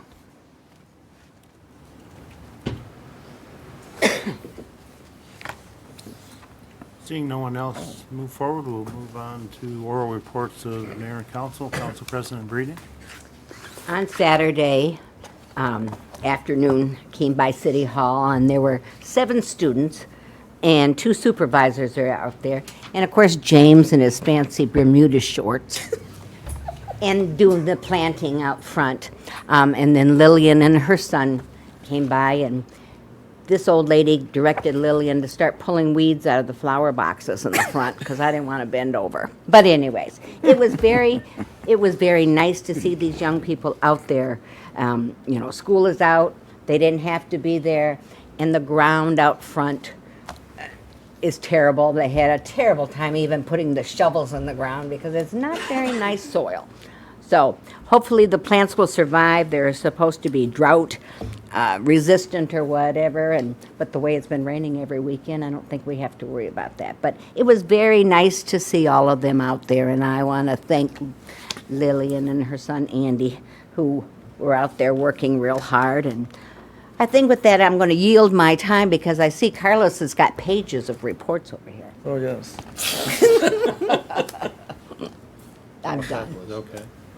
Councilman Salcedo. Yes, good evening, residents of Lincoln Park. Just a couple, maybe 3 or 4 items. Number one, I talked to Maureen before the meeting. A couple of people were interested in having a craft, they want to sell their crafts. So Maureen did inform me that there is room for more vendors out in the park on July 26th and 27th. I believe she told me they're up to 72 crafters and vendors right now. So if anybody wants to participate and sell some of your stuff, call or email Maureen Tobin at City Hall. Number 2, obviously the Downriver Cruise is coming on Saturday, June 29th. They'll be going cruising through several communities, including Lincoln Park, so please be safe on that day. Number 3, on June 8th, I attended the 4th Annual Rails Rally 5K Run/Walk. There was 233 runners and/or walkers that participated. It was a real good turnout. I finished better than last year, let's just say that. I'm happy for that. Last but not least, also, I've had some calls on GFL, and I was going to mention this. Maybe we can have a representative from GFL come by and maybe answer some questions, because on our block, we've been having issues, and I know on Moran and Highland as well, where 2 days late maybe, or they don't come at all. So that's just what I've been told. Personally, I've had a couple delays also, so maybe a representative from GFL can come to a council meeting, and that's all I have. Thank you very much. Thank you, sir. Councilwoman Ross. Thank you, Your Honor. I want to take the opportunity to thank the Guidance Center for inviting me to read to the children on Thursday, June the 6th, for their family literacy event, which they called Heroes Read 2. I understand that our police department was there and our fire department showing off a fire truck and police car. And I'll tell you that by the time they got to me to read, they were all excited. So that was really nice. I too just want to thank the Green Team for taking the time to plant at the City Hall. I want to thank James for all his efforts too, and getting us tools and everything he did, plus the muscle too. And of course my son Andy too.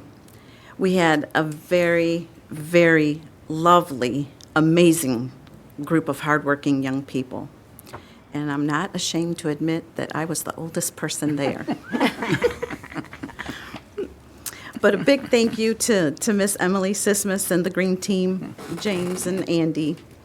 And I did want to mention too, I know that Mayor mentioned it earlier, that there is a beautiful write-up on the News Herald's website on Miss Emily Sismas.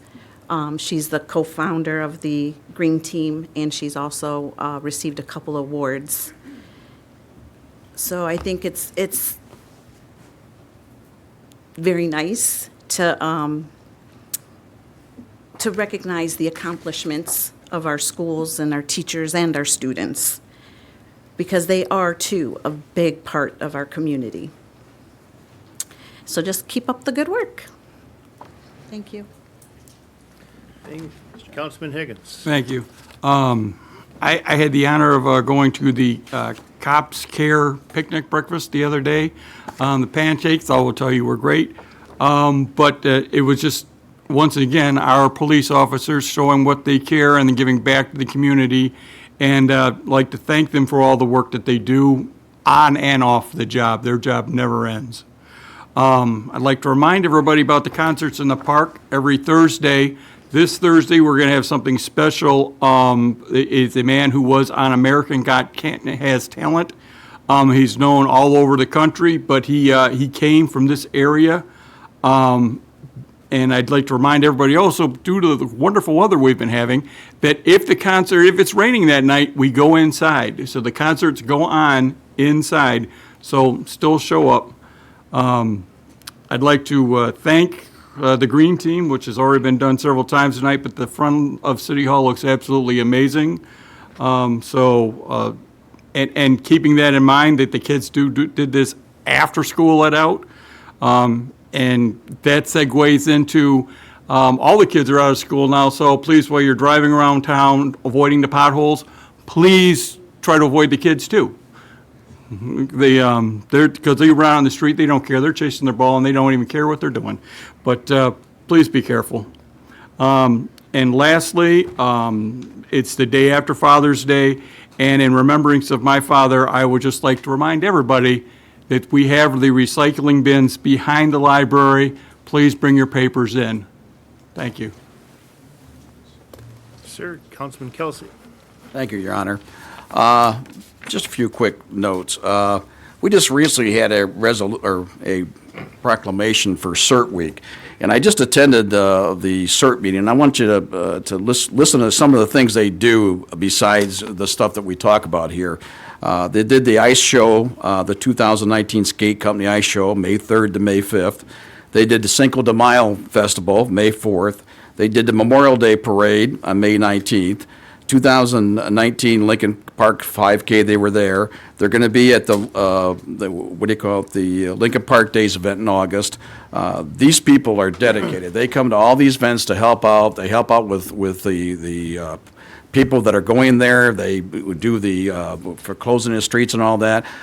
They all are CPR certified. They all are Narcan certified.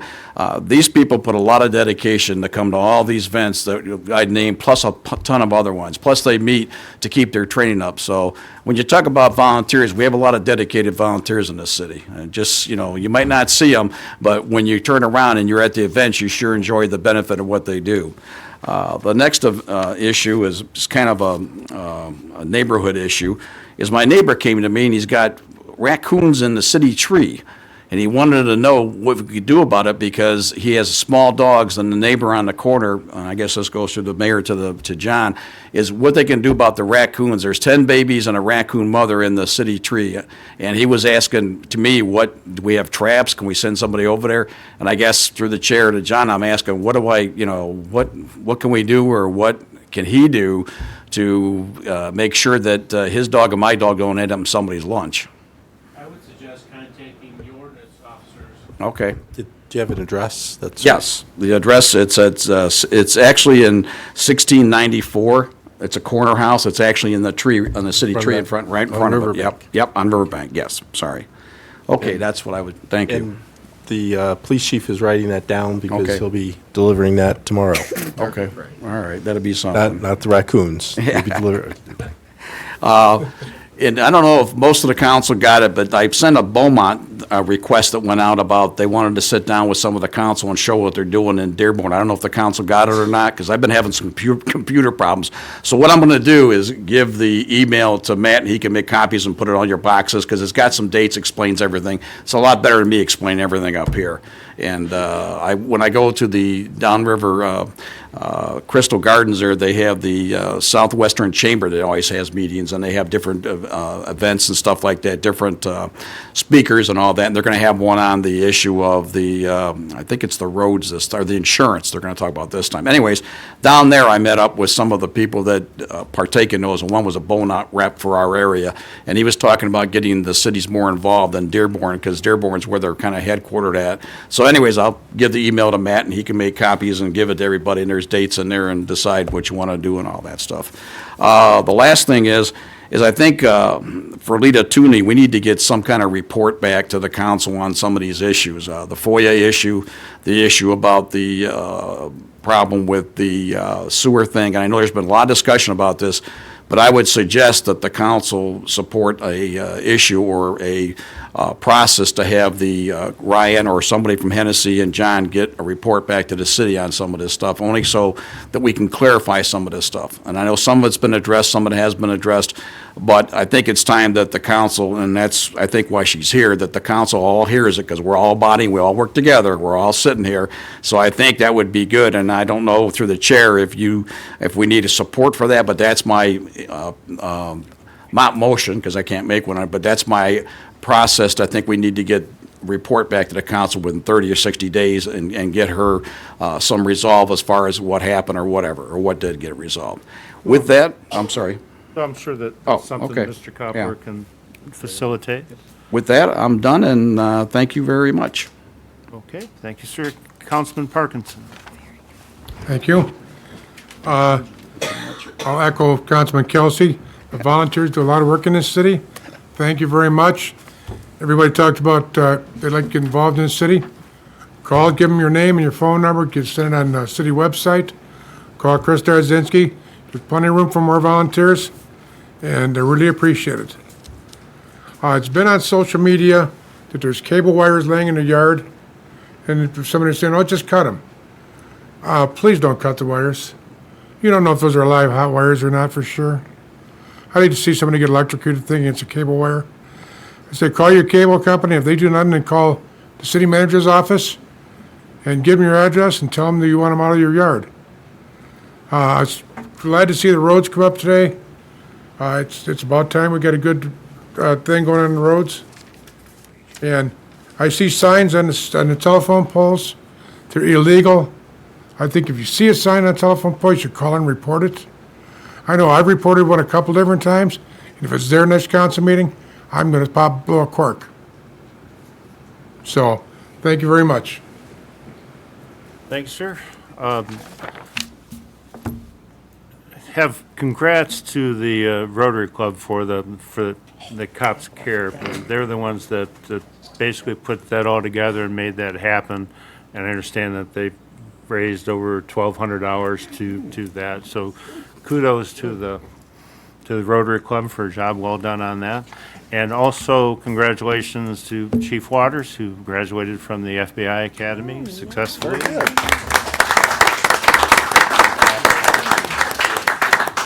Congratulations to him, and with that, I'll entertain a motion to adjourn. So moved. Support. Clerk, call the roll, please. Councilperson Salcido? Yes. Higgins? Yes. Breeding?